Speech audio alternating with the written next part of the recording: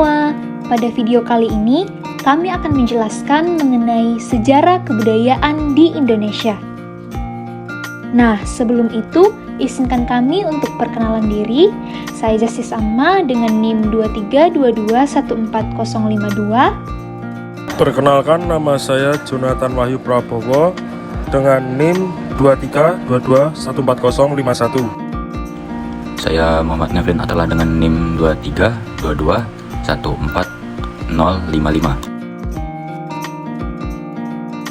Teman-teman ada yang tahu nggak apa itu sejarah? Sejarah adalah peristiwa atau kejadian yang terjadi pada masa lalu yang dipelajari dan diselidiki untuk menjadi acuan serta pedoman kehidupan pada masa yang akan datang. Selanjutnya ada budaya Indonesia. Di Indonesia, bentuk-bentuk keberagaman budaya sangat bervariasi, mulai dari keberagaman suku, rumah adat, lagu adat, baju adat, tarian daerah, bahasa daerah, makanan tradisional, senjata tradisional, dan lain sebagainya. Nah, selanjutnya di sini ada 4 periodisasi sejarah di Indonesia. Yang pertama ada zaman prasejarah, yang kedua ada zaman kerajaan, yang ketiga ada zaman penjajahan, dan yang keempat ada zaman kemerdekaan. Sekarang yang pertama saya akan menjelaskan zaman prasejarah. Zaman prasejarah disebut dengan zaman purba atau zaman kuno. Zaman prasejarah adalah masa ketika manusia belum mengenal tulisan dan tidak tinggal menetap. Di Indonesia, zaman prasejarah berakhir pada 400 Masehi. Kemudian, kehidupan masyarakat prasejarah yaitu yang pertama, ada masa berburu dan meramu, yang kedua, masa bercocok tanam, yang ketiga, masa pertanian, dan yang terakhir, masa perundingan. Yang kedua yaitu zaman kerajaan. Masa Hindu-Buddha ini seiring berkembangnya zaman, Indonesia mulai dimasuki berbagai budaya dan agama baru termasuk Hindu-Buddha. Masa ini ditandai dengan kemunculan kerajaan-kerajaan Nusantara yang bercorak Hindu dan Buddha. Setelah itu, pada masa Islam, masuknya Islam ke Indonesia perlahan menggantikan pengaruh Hindu-Buddha. Periode Islam ini berlangsung dari abad ke-13. Periode ini berakhir setelah bangsa Barat berhasil menjajah Indonesia. Nah, ini ada beberapa fakta menarik tentang kerajaan di Indonesia. Yang pertama, kerajaan tertua di Indonesia adalah Kerajaan Kutai. Kerajaan ini menganut keyakinan agama Hindu.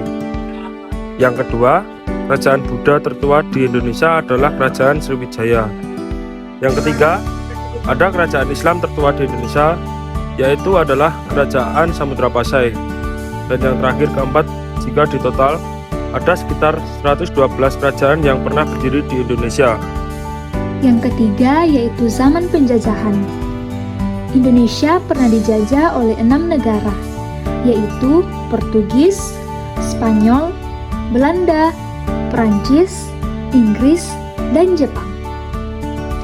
Alasan penjajahan ini beragam. Mulanya mereka ingin menguasai sumber daya alam Indonesia yang kaya akan rempah-rempah dan hasil bumi yang lainnya. Yang terakhir yaitu zaman kemerdekaan. Setelah perjuangan panjang, para pahlawan melawan penjajah, tibalah kemerdekaan Indonesia. Kemerdekaan Indonesia bukanlah pemberian dari bangsa lain, tetapi hasil perjuangan panjang para pahlawan. Indonesia merdeka pada hari Jumat 17 Agustus 1945.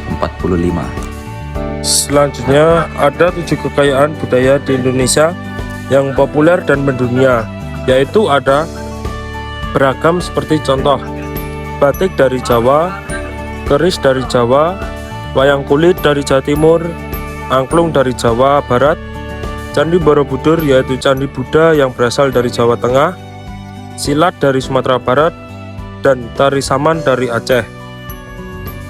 Nah, sekarang ada beberapa cara untuk kita melestarikan budaya di Indonesia. Yang pertama, culture experience.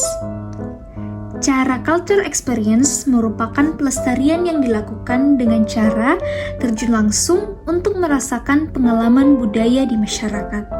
Contohnya, jika kebudayaan di sekitar setempat yaitu tarian, maka dianjurkan untuk mempelajari serta berlatih secara langsung tarian tersebut.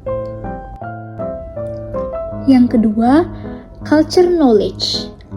Culture knowledge merupakan cara pelestarian budaya yang dilakukan dengan membuat suatu informasi mengenai kebudayaan tersebut dan dapat dilihat oleh semua orang.